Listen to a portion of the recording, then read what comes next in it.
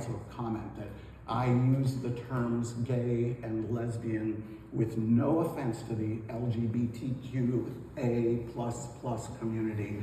It's just a shorthand. There were 8 gay bars in Sausalito. The people listed here are all famous or noteworthy people in the history of gay Sausalito. And there were some venues, places that, for want of a better term, were kind of community centers. If they found you in a house with another man, even just kissing, you would be arrested and put in jail. So that was the early 40s, and what happened was, at the end of the war, the military was discharging 1.2 million soldiers every month for about 14 months. So if you imagine, that's upwards of 2 million people discharged. A slice of that, 2 million people were gay. They still had to be ultra careful, but it was a bit of a refuge, a little bit safer of an environment. So in the 1940s, the secret life of gay people, this building, which many of you may know, at the corner of Princess and Bridgeway, across from the Barrel House, this was as close in the 1940s as you could come to a community center for gay people. It's a 6-unit apartment building, is still to this day a 6-unit apartment building. At the time, for some reason, a few of the apartments were rented by gay people, and they discovered each other, and slowly over time, they started to realize that they could create a community here, and many, many gay people, but mostly gay men, found their way to this community. And it was one of the most interesting and famous personages of the community in Sausalito, opened this bar called the Tin Angel. And it was predominantly a lesbian bar, but a lot of gay men sort of flocked there as well. You can see the little arch and this cornice line. That was brought and put onto the second floor of the rear building, Stanford, and she decided to open another Tin Angel in San Francisco on the Embarcadero. And it was the building that had been Sally's original brothel. You would push the button, the lights in the bar would come up automatically, the buzz would buzz inside, and everybody straightened up.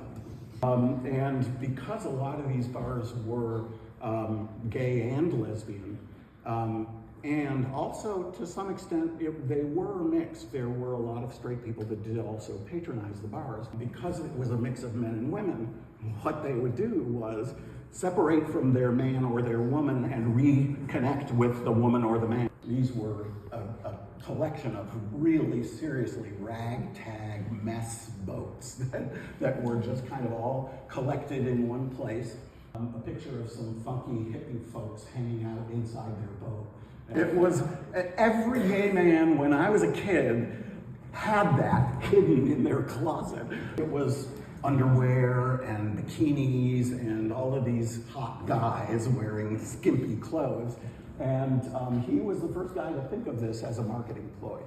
And so this was the Sausalito Inn at that time. That's how it was known. Still, as you know, a hotel. And the bar is, what was the bar is now the Chamber of Commerce. But it was the place to be. If you were gay, straight, green, purple, it didn't matter. Everybody wanted to be at the Sausalito Inn. And there was a guy named Fred who played the piano, and people would go and sing show tunes at the Sausalito Inn. It was lying fallow in the harbor, and Juanita, who was quite the character, decided to open a restaurant in there, and it was a late night after hours place that served breakfast.